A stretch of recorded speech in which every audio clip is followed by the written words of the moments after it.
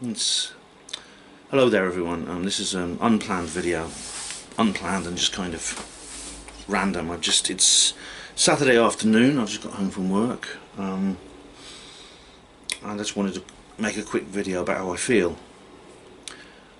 Just after I uploaded the video about Caroline yesterday, I received the devastating news that Ian R. Crane had died, and of course I knew it was on the cards because he was ill. He'd been ill for a long time. He put up a post saying how seriously ill he was at one point.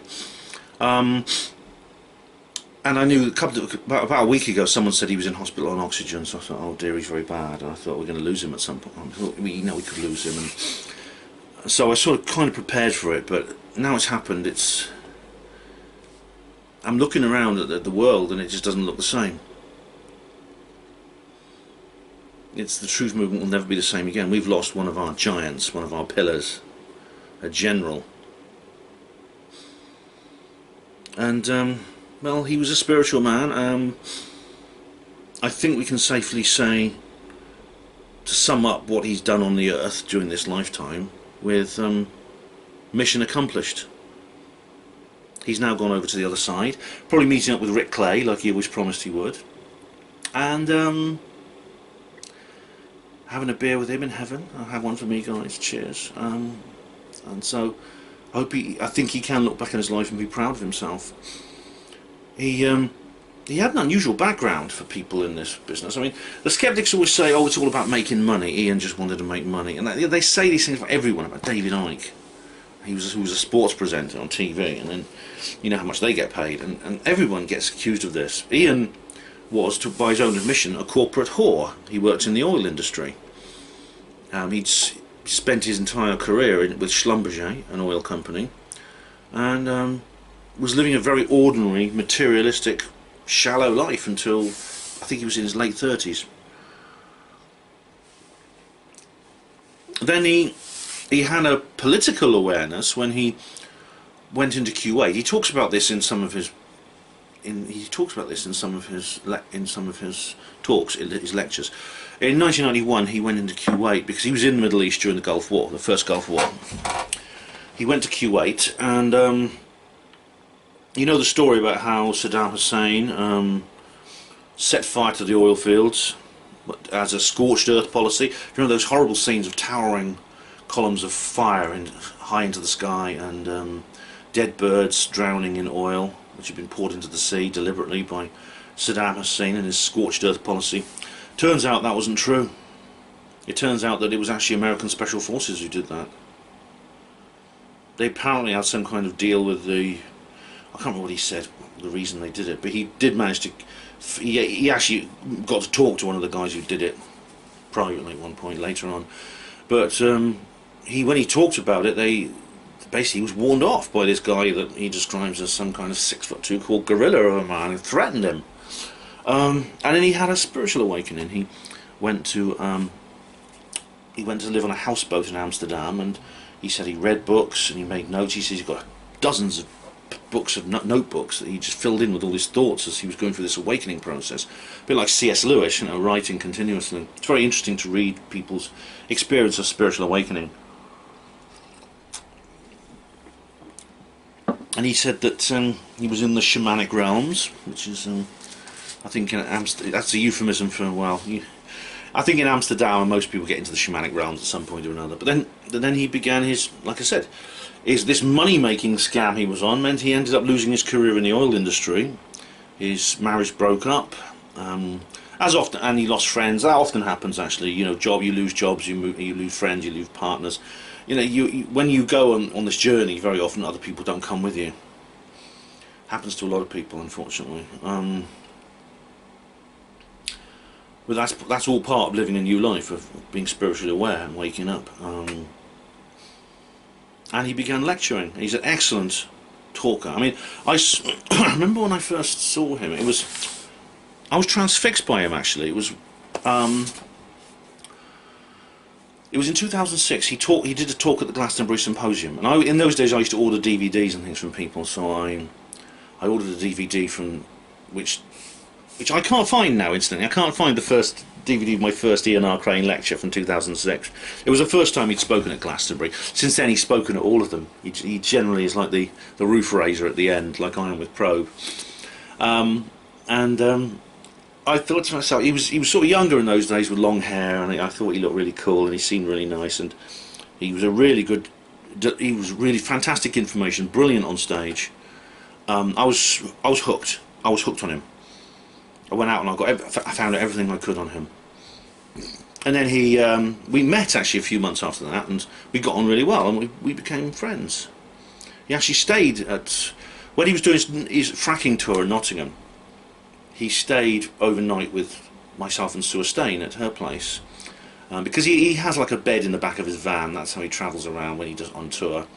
Yeah, that's right. He used to stay in luxury hotels when he was in the oil industry, when he was an executive for Schlumberger. Now he sleeps in the back of a van. But every so often he wants to like have a bath and a shower and things like that. So he stayed at Sue's place, and it was really great. We had a pizza, we had a couple of glasses of wine, had a debate about voting. Ian was always very keen that we should vote. We should engaging the game, I think is the phrase he used. I always said there's no point. It's a vote of confidence in a decrepit system which doesn't deserve it. And then of course in 2016 I changed my mind. I might change it back though now. And so he also then of course he started doing the Alternative View conferences, and I've been to, which one did I go to? I went to number 2, number 3, number 4, and 10. I just went to be in the hall at 10. They're really good conferences. They're quite expensive. I think Ian makes them as cheap as he can, but they are quite expensive. But they're bloody worth it. You get a lot for your money. You get a lot for your money, you know. And of course he did his YouTube videos as well, Fracking Nightmare and the other one, which is he had another general one, which is, the Humanity versus Insanity, which I used to watch those. He focused very much on the fracking issue in these last few years. He said that it's not a sexy subject, but it's very important, and it's what I know because I'm from the oil industry, so it's something I know about. And he went to live in his caravan, yes. And all these people who say he's a shill, and even the skeptics say it's money making. Ian's a shill. I was speaking on yesterday's video about the shill culture thing. It's ridiculous. He did his other YouTube videos, where he was guests. He was guests on the Hapanwo show as well, on Hapanwo Radio. I'm going to do a tribute show to him at some point. I mean, not this week. It'll be probably in a few weeks' time when enough time has passed. I think. Right now, I'm shocked. I'm staring out at the world and the truth movement and thinking it'll never be the same again. We've lost one of our heroes. We really have. And I'm really upset about it. I mean, I haven't seen him for. I last saw him last time we met. It was actually a conference a few years ago. But we used to communicate, email, phone occasionally, things like that. So I just uploaded the video from yesterday about Caroline, and then someone contacted me with the news, and I thought, oh God. I spent a couple of hours last night going through some of my old Ian R. Crane DVDs. I've got loads of them. See, I've got all these. I can't find the original one though. I can't find the 2006 one. I seem to have lost it, unless it's on maybe as an extra feature on one of these others. I'll check later. I don't have time to go through them all. But there's this one, Project Zion. This is a good one. Presented by Ian R. Crane. Recorded Santa Cruz, California, May the 15th, 2010. And it talks about the Olympics and things like that. Oh, yeah, fake alien invasion. Oh, it's good. It's very good. That's it. That's about an hour and a half on there. This is the Disclosure, the Nephilim, Disclosure and Transhumanism. This is one of the ones he did for Leeds Exopolitics. He spoke there a few times as well. Oh, in 2011 he did like he was actually in the papers in 2011, because 2011 Exopolitics is one of the best conferences I've ever been to. 2011 Exopolitics Leeds. I mean, you've seen my video reportage of that probably. Ian was in the papers, and it was the usual crap. It was the Sun, what you'd expect. But he was also on BBC Radio Leeds, and as soon as he got on the air, he says, on my website, ianrcrane.com, and he had to get that in first, because he's not the BBC alike, they probably cut him off. And yeah, he was... No, that's good, that was fantastic, that was. And this is Exopolitics and the New World Order Agenda, that's from 2009. Did I go to that one? I don't think I went to that one. I think I started going 2010. And this Fool Me Once. This is a double bill. This is double feature of Ian. Two of the. There's 2 lectures on there from 2007. And this is the first alternative view. It's Ian's first ever lecture at the first alternative view conference. It's called the Alternative View, Challenging Perceptions. I mean, no one knew really where it was going to go from there. But there's the young Ian there, 2008. Engaging the game, the pathway to a new reality. I watched a bit of that last night. Yeah, it's Ian. He was a good organiser too. Very, very good organiser of events. Something he learned when he was in the oil industry, because he had to organise conferences and seminars and things. The 9/11/77 Connection, a lecture by Ian R. Crane, who is now the chairman of the UK 9/11 Truth Movement. He was very, very much indeed. Along Ross Hemsworth also did it as well.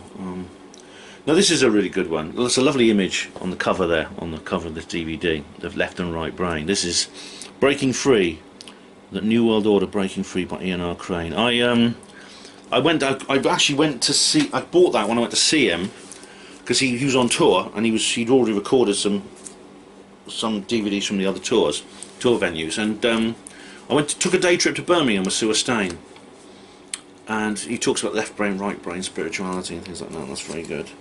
It's not just... Most of these you can actually get on YouTube, so you don't necessarily need these DVDs. Codex Alimentarius. Yeah, the UN plan to eradicate organic farming to destroy the natural health industry. Monsanto, no food should be grown that we don't own. And peak oil. Ian never believed in peak oil.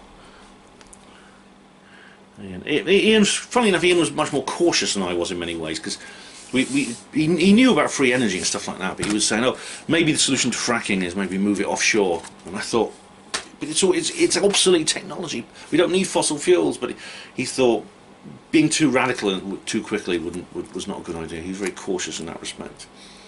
And this is from Glastonbury Radio. Now That's Weird. This is February 2009, 13th of February 2009, Ian R. Crane. I bought that at Probe actually, and that's an interview who... Ian, who was a previous guest on the show, talks about global financial collapse. Now, Gordon Brown recently stated that the economic meltdown was simply the difficult birth pangs of a new global order. Yeah, and that was proved true, wasn't it? Yeah, that's Ross Hemsworth's show. I'm like, I'll probably do something else. I mean, I'm going to do a tribute show like in a few weeks on a Panama Radio to Ian, and play some of my old interviews with him, because I interviewed him a few times. I'm also maybe I'll do a live stream or something as a tribute live stream, which you guys can participate in. I'm just I'm not, like I said, this is not scripted. I'm not in the mood. I'm not in the. I don't have the energy right now to do like a proper video about Ian. This is just my reaction, you know, 12-15 hours after finding out that he died. An absolute gem of a man. Very, very sad. Very, very sad to lose him. It's like, and I mean, I'm trying not to. It's awful. I mean, I feel. No, I'm trying. You see, there was that state. There's that saying, is it? You know, it's too late when they die. You know, it's, you know, don't let the sun go down on an argument and things like that. Meaning, basically, they'd say if you fall out with somebody, you should, you know, you should try to make amends. It's not good to fall out with people and try to make amends, because you don't know, they might go to bed and die in their sleep and things like that. And that's quite poignant right now, because you see, oh, it's where I have to. should I talk about this? Yeah, why not? I think most people know this because I'm not breaching any confidence. I don't think this did take place on a public discussion on Facebook. I've said several times recently that I've fallen out with Andrew Johnson, and I've said it's a personal issue, and it is, but I don't suppose it really matters now what it's all about. But you see, the reason I fell out with Andrew Johnson is to do with Ian. As I said, I always endorse Andrew's work, and I think he's a great researcher. I don't have any. In my professional relationship with Andrew is exactly the same, but I can have no personal relationship at the moment, and maybe I never will be able to again. I just don't know. You see, what happened was Andrew was. I found out Ian was really sick and he was probably going to die. He was going into hospital for an operation, a terrible one. As Miles said on his video, they couldn't even give him anaesthetic because for whatever reason, and they weren't sure. Ian did a little video, a very brave and heartfelt video just before he went in the hospital with UK Column. He recorded with UK Column saying that he wasn't sure he was going to live and this could be the end. When he goes under the anaesthetic, he might never come out again in this world. And so he was saying goodbye to people basically. And you see, I'd already heard about this a couple of days beforehand through a mutual friend, but he made an announcement on Facebook about it. And Andrew, I mean, I sometimes think I'm a bit too hard on Andrew, because you see, it's not, if you're a tactless, if you do something tactless and heartless, you're just a socially ham-fisted dolt. I mean, it's not evil. It's just you're slightly socially inept. It's not the same as doing something maliciously and with the intent to harm. And so I don't know, I think maybe I was too hard on Andrew. But what happened was, Andrew, on this thread where there was a thread of comments underneath this video that Ian posted announcing he was maybe going to die, and people were filling it with comments saying, "Get well soon, everyone, get well soon, Ian. We're thinking of you, praying for you, etc, etc." And Andrew Johnson comes along with his size 12s and says, "Ian R. Crane lied about 9/11. This is the comment he put on that particular article. "Ian R. Crane lied about 9/11, and he ignores Dr. Judy Wood, and then he said something about cancer cures. I can't remember what it was, because I just flipped when I read that, and I wasn't the only one actually. We just went. I mean, I actually swore at him in Facebook, and then I blocked him. I can't remember. I won't repeat what I called him, but I was just so furious. It's not that what he said; it's where he said it. It's just so inappropriate. As I said, it could be he's just a rather insensitive, blundering fool, rather than wanting to harm Ian and taking this opportunity to hurt Ian. But I think he owes Ian, and I said at the time, I think he owes Ian a big apology. Ian and his family a big apology for that. I don't know if he ever gave it to Ian and his family. Obviously, he can't give it to Ian now. He can still give it to the family. But that's basically why I fell out with Andrew Johnson. And, well, it's, as I said, Ian's gone now, so I hope he made amends with Ian. Because if he has, as far as I'm concerned, that's the end of it. But if he hasn't, then I'm just going to have to avoid him. I mean, I say avoid him. I mean, I'm not going to refuse to speak at a conference if Andrew, you get these people say, "I'm not going to speak at this conference if so and so is speaking to," or even in the audience. You get that nonsense. I'm not going to be like that. I will go to conferences where he's there, and I'll just stay out of his way. I'll just avoid him. I mean, that's basically what I did at the last conference I went to over a year ago, which is the Rawcon, where, as you know, Alison Dunlop was there, who, as you know, is very anti-Larry Warren, and as we've fallen out, and we just avoided each other. And I can do that with Andrew. It's not a problem. I'll still read his books and things. I don't know if I'll be able to buy him from his stall, but I'll still be able to order them. I still think he's a good researcher, but that's why I fell out with Andrew Johnson. There's no harm telling you now. And I do hope that Andrew has made it up with Ian's family. You see, the thing about what it all comes down to, the 9/11 truth business. Ian was chairman of the 9/11 Truth Movement. That's for a while. Ian has always been a bit too thermitically correct for Andrew. As you know, with Andrew Johnson, it's his way or the highway. And the thing is, and he's critical of Ian for like not coming down on support of Dr. Judy Wood, embracing embracing some of the Thermite people close to his bosom and things like this. You see, that's Andrew's basic criticism of Ian, and to be honest, I share that criticism. I agree with Andrew on that issue. However,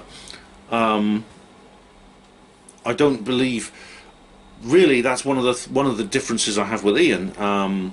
One of the few differences I have had with Ian, and there's lots of. I mean, I disagree on other things as well. I mean, it doesn't mean we can't get on. It doesn't mean we can't get. So I share a lot of Andrew's criticisms of Ian, but I don't feel that I don't dwell on it the same way Andrew does, and I certainly wouldn't post it in a bloody comments thread where Ian's announcing he's ill, he's probably going to die. As it happens, he lived a bit longer, but God, I'm fuming when I even think about it now. I mean, I was so upset.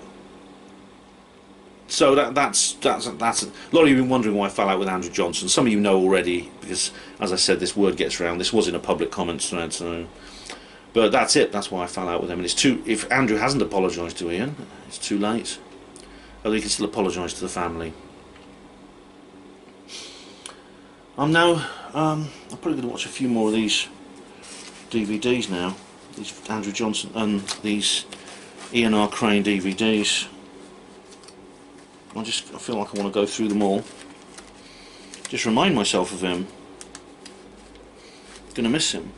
He's a good guy. He was a great guy. I mean, there's been a lot of tributes from many people. Miles Johnston, if you check the Bases Project, he's done a couple of videos about Ian, and they're very.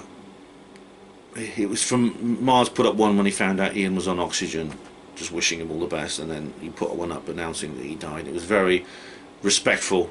It was a respectful and decent tribute that Miles did to Ian. A lot of other people, UK Column, have been tweeting about Ian.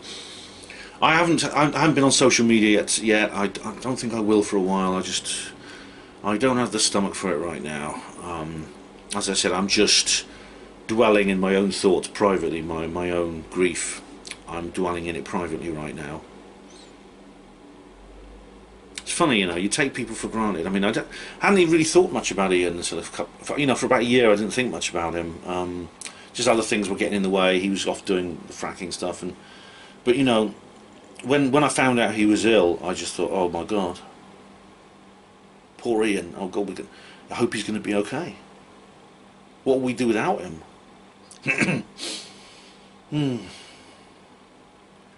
Well, we're going to find out what we can do without him. And I'll tell you what we can do. We're going to miss him. It's going to hurt that he's gone. But of course we can do an awful lot without him. The Truth Movement is thriving right now, and Ian, no one would be more pleased than Ian to see that. And I'm sure maybe he can look down on us and see what we're doing in his absence, and he'll be proud of what he's built. The fact that people were tweeting and putting on Facebook, you know, he red-pilled me. This guy red-pilled me. It was watching him that woke me up. And I saw that again and again and again from people I knew, some I didn't know. Ian, his job done, mate. He's done his job. He came into this body, into this incarnation, into this world. He did exactly what Akbar the Great said. Akbar the Great, the Emperor of India, the first Mughal Emperor of India, who's a very wise man. He said, he had some wonderful phrases like that make me think of Ian right now. One of them is, Jesus, peace be upon him, said this: "The world is a bridge, cross it, but build no house upon it. Life endures for just a moment, spend it in devotion. The rest is unseen." And I just think Ian, like, he learned from all the shamans and the spiritual people as well, like the Quero, the Quero Indians in South America. And he went to Peru, and the story of how he met Velma, that's kind of a mispronunciation of her name, but she was a Quero shaman, and he broke his leg, you see, in Peru, and he was sort of sitting around in his plaster cast feeling annoyed because he couldn't go on this hike that the others were going on. But then one of the Quero Indians came and he wouldn't have met with her if he'd gone on the coach with the others. So, as the saying goes, do not stand at my grave and weep. But how do we not stand at someone's grave and weep? I don't know if there's going to be any kind of funeral. Of course there'll be a funeral, but whether it'll be a public one, maybe the family might just want a private one. I understand that. Maybe there'll be a memorial service where people can attend, but of course it's bloody lockdown. There'll probably be like about 20 people allowed and that's socially distanced. I had to go to a funeral like a few weeks ago, and of my old next door neighbour, a woman who used to babysit for my daughter, and again it was like there was only 21 people allowed in the room, and everyone had to socially distance, everyone had to wear masks. It's going to be like that. But I'll tell you what, if there is a memorial service, I'll go along, even if it means just standing outside. I'll pay my respects to Ian. I'll get there some one way or another, that's for certain, because you know, he deserves it. He really deserves it. He was unique. There'll never be another Ian R. Crane, never. And he's gone, but not forgotten and not gone forever. I mean, of course, we'll all end our lives one day, and when I do, I'll cross whatever boundaries lie in my way. I'll cross whatever gulfs. I'll cross the bardos and the levels of hell and heaven, and I'll find Ian, and I'll shake his hand when my time comes to pass over too. And I'll say that you're a great guy. I loved you. We all love you. And we'll continue this journey in another form together, in another world. This eternal journey of learning and growing in this amazing universe that Ian was a great part of. I can't think of anything else to say, so I'll just leave it there. Thank you all for watching. I'll be back with another video soon.